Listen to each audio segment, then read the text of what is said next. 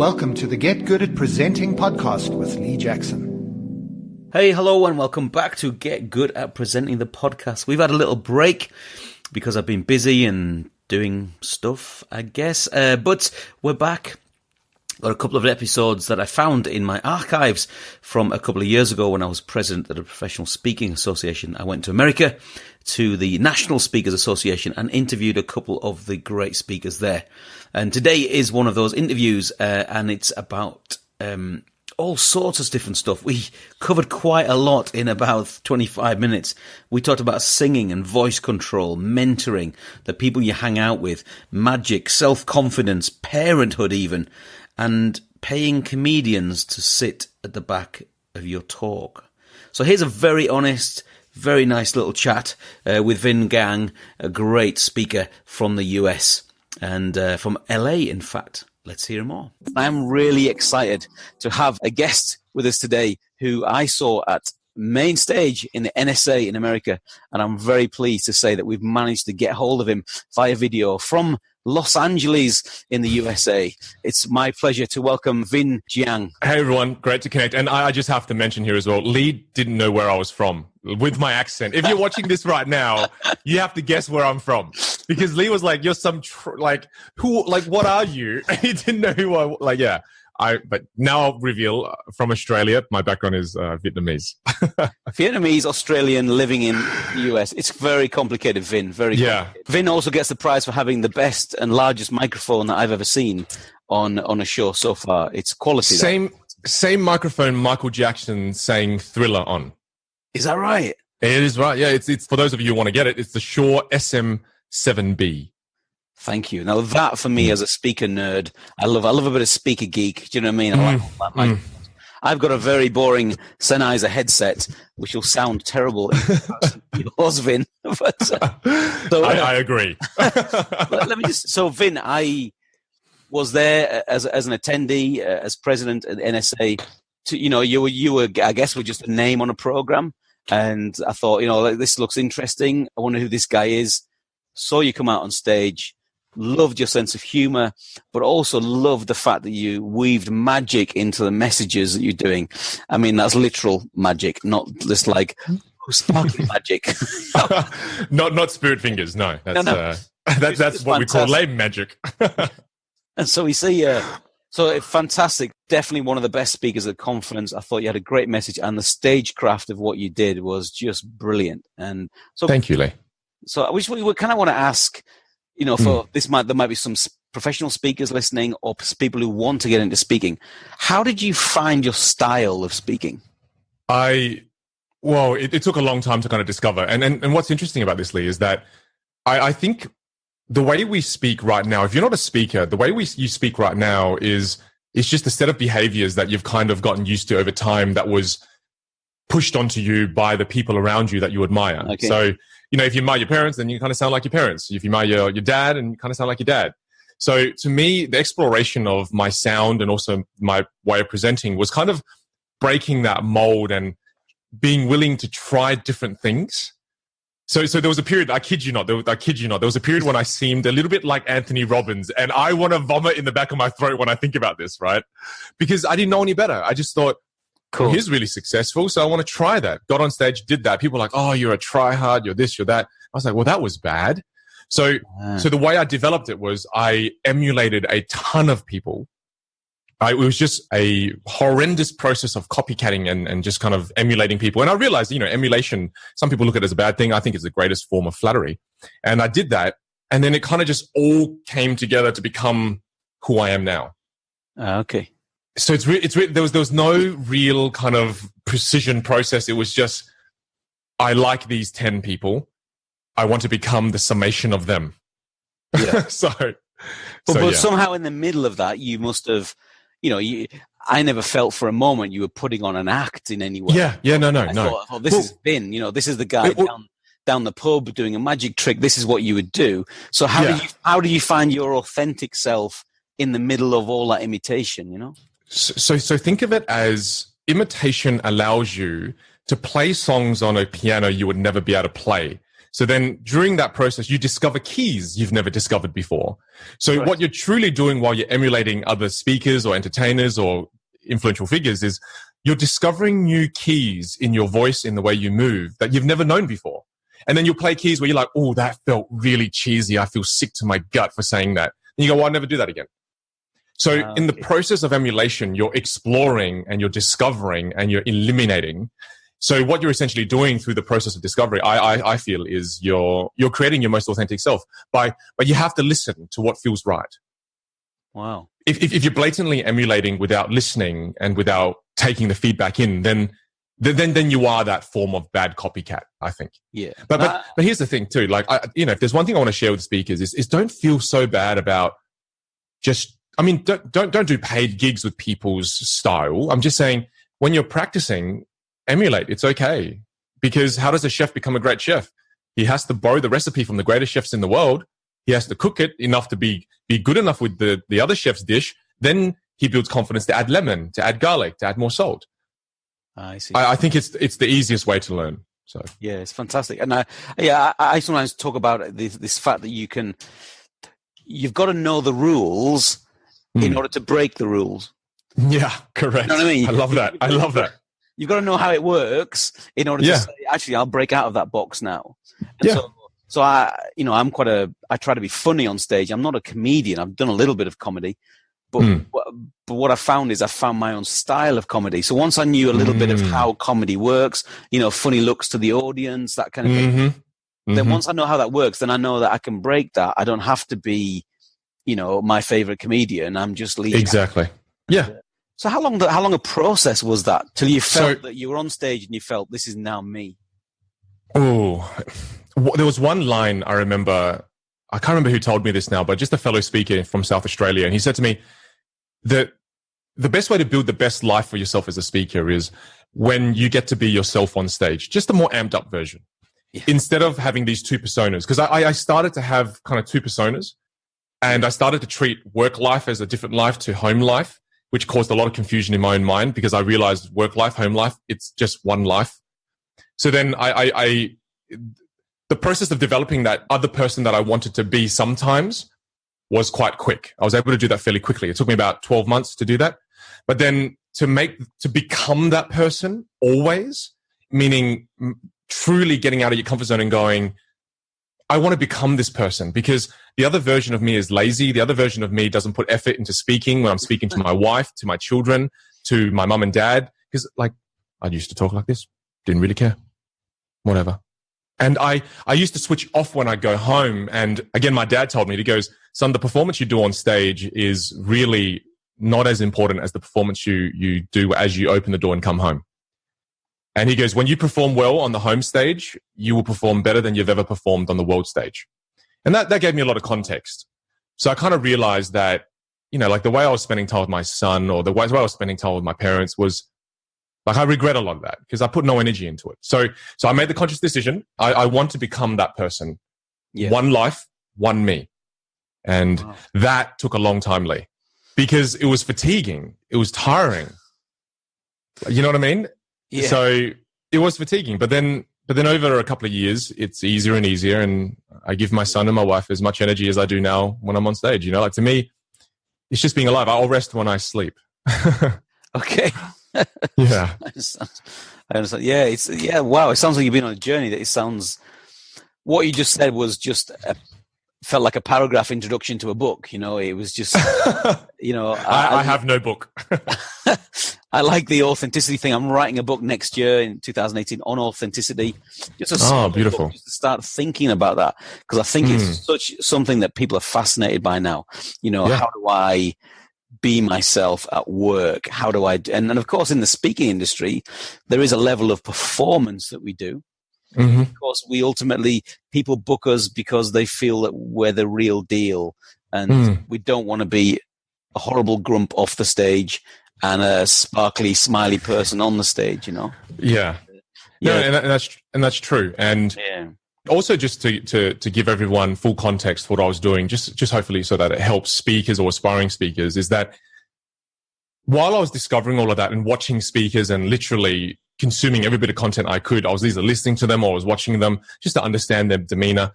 I was also doing a lot of theater classes and vocal singing classes because my magician mentor from Australia said to me, he goes, Vin, if you want to be a speaker, understand that, and I said this on stage at NSA, I said, like he told me, he goes, a pianist will practice for thousands of hours before he or she will play to a live audience. Now you want to be a motivational speaker. Yeah, good on you, mate. But your voice sucks balls. And I was like, well, thank you. That's thank you. I appreciate that. Like, nice but feedback. I was like, yeah, it was great feedback. It hurt. I was pissed off at him, but I thought, okay, well, instead of just saying that, what should I do? And he goes, well, you really need to go to like singing classes. You need to learn how to use your instrument and spend a couple of thousand hours with that, because he goes, that's the key thing for a speaker. Like he said, you want to be a magician? Vin, you better have some good dexterity.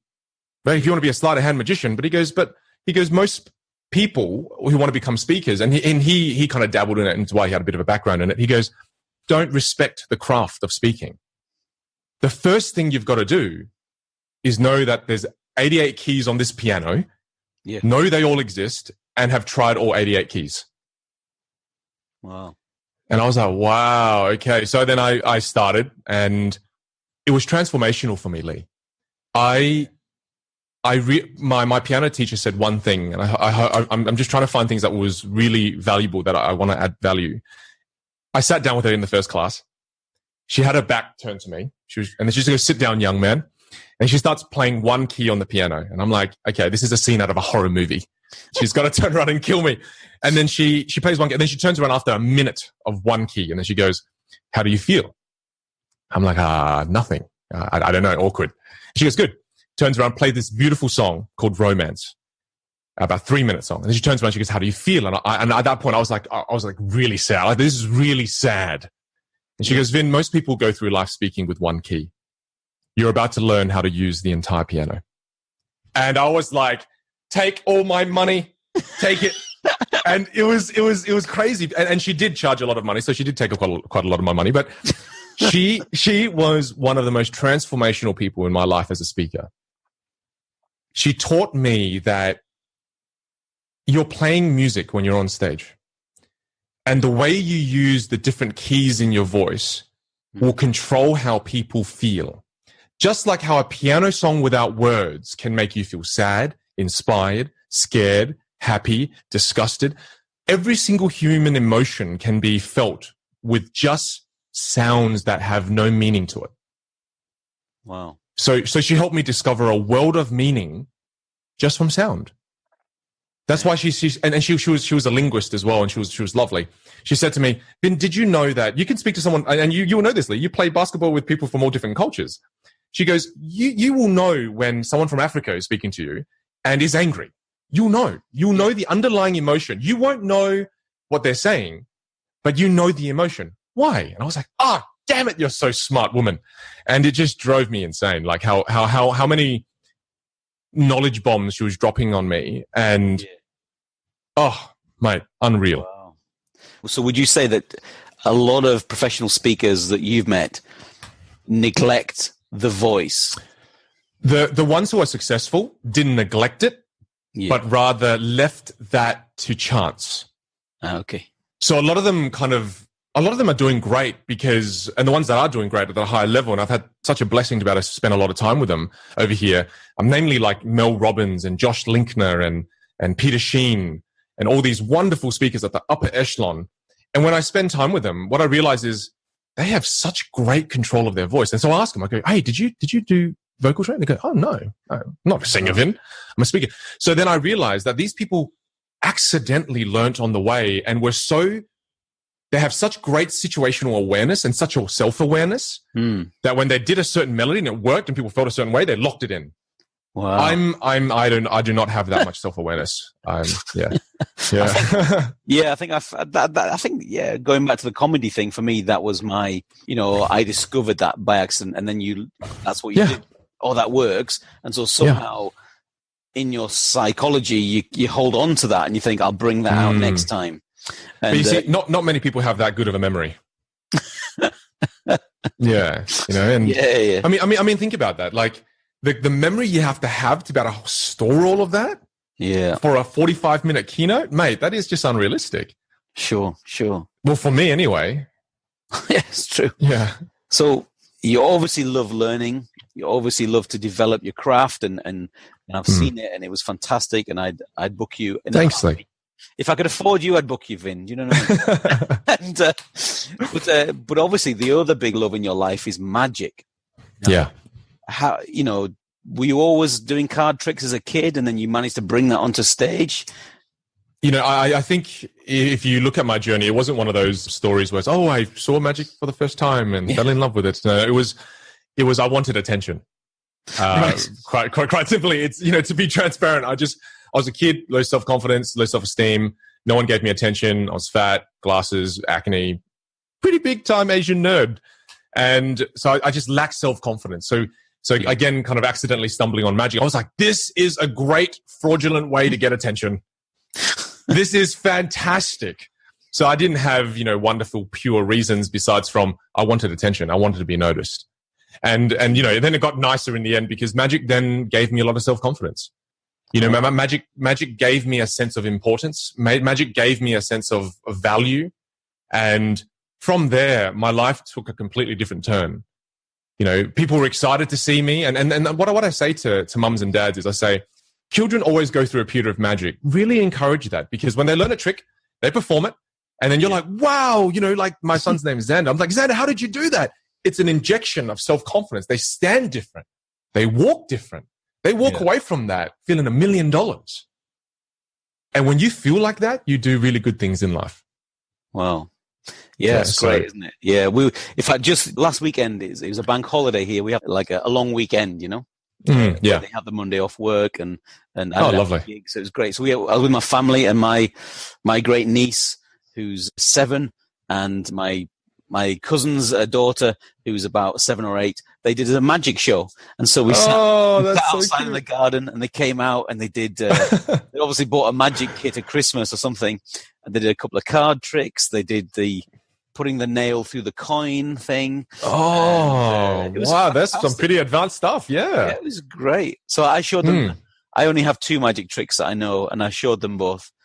And they loved it as well. It's, I can do the disappearing, you can make things disappear out of your palm of your hand. I won't say how, but it's quite easy to do with small children. And their faces were just like, oh, wow. I had no idea. Until they realized how it happened. But I won't give away the secret, of course. But there was something about that. And you could tell they were loving it. And when my kids were younger, them doing shows of dancing and singing and acting and magic, it's all part of growth. So you'll get that with... Yeah, Xander, my little 4-month-old boy is, here's a treat, I'm just so excited about being a dad. All my life I focused on being, you focus on trying to be a good husband, you focus on trying to be a good son, a good entrepreneur, a good business person. And then your son comes along and you're 30 years old and now you have to learn how to be this whole new thing that you've never been your whole life, to be a better dad. And I'm loving the journey. It's great. It's just beautiful. So yeah, parenting is a weird thing, isn't it? Parenting is probably one of the most important things we ever do in our life because the person we have the most influence over is our children, without a doubt. Yeah. And yet nobody trains us how to do it. Isn't that strange? Yeah. I think it should be a class in school. In fact, Absolutely. We don't want to have them too early, obviously, as well. But I finally realized, Lee, what unconditional love is. Can I try to define this for you? Because I thought I was quite a proud moment. I feel like after he was born, I think of ways that he's going to hurt himself every single moment of every single day. And I'm like, I think this is what unconditional love is. I've never cared about something so much where I started dreaming about ways he was going to hurt himself and then waking up freaking out. And I called my mom and I told her, I'm like, Mom, I can't handle this. I feel so anxious all that I'm going to drop him. He's going to fall off the bed and then land on the bed. And then my mom's just like, son, welcome to unconditional love. I was like, wow, it's horrible. Yeah, my kids were born a little bit early. They were premature. They were born 7 weeks old. Wow. So we had all that thing going on. So when my kids were born, we were showing them very quickly, and then they were rushed off to be looked after and put into the special care baby unit. And I remember as they came out, and Ria was my firstborn. She was born 7 minutes before Lauren. And as she came, I looked at her, just her little eyes, just for about a minute before they took her away. And Wow. And in that moment, honestly, it was the ultimate dad moment. I thought, yeah, I'll take a bullet for you. I'm pretty sure. Yeah. I was like, I love how there's a little bit of doubt there. Yeah, I'm pretty sure. Look, I've just met you. It depends how big the bullet was. It depends the gun and where in the body. It's just but that's beautiful. That's beautiful. Yeah, it's that kind of moment, isn't it? So yeah, you can't do that. And yeah, maybe more professional speakers should speak about parenting, eh? That might help. Yeah. Well, I mean, I think more of us should humanize ourselves as well. It's why I talk about my family in my talks. It's why I talk about my children and my wife. I think one of the things that help us, and trying to keep it speaker specific, otherwise we chatting all day. But it's like I think one of the most beautiful things I've learned through my teachers is that then make them feel like you're one of them and they're one of you straight away. Wow.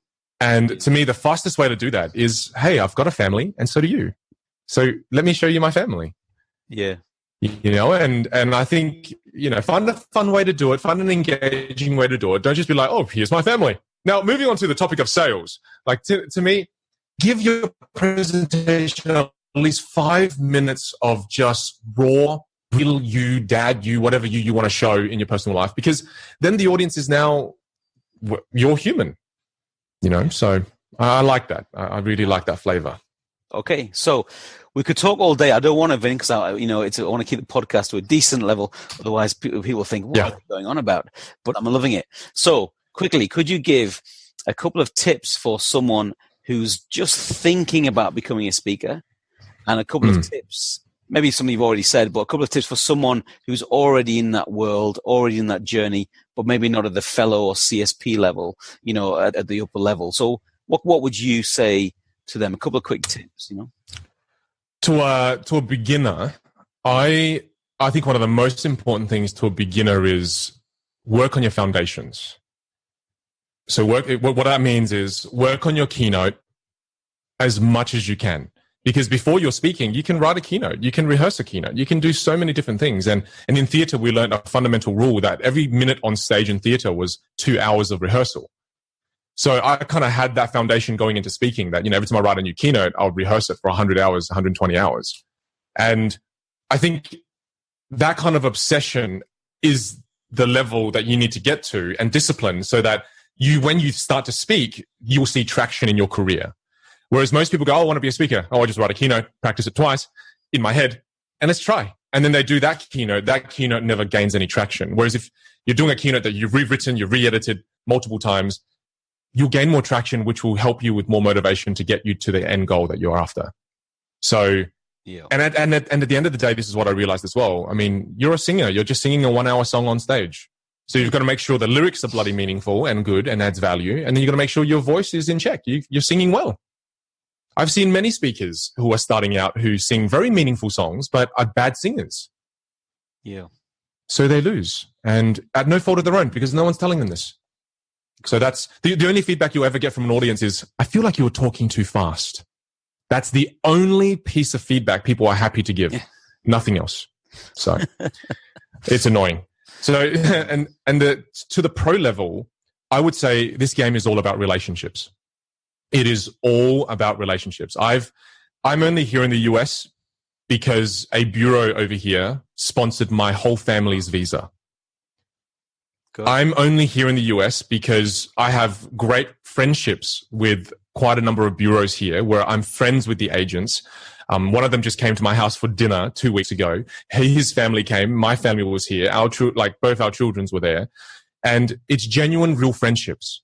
Yeah, yeah. And that's what, my mentor from Australia, my business mentor from Australia, he's fantastic. Before I came to the US, he sat me down, metaphorically slapped and punched me in the mouth and said, Vin, when all is said and done, everything in the world comes down to relationships.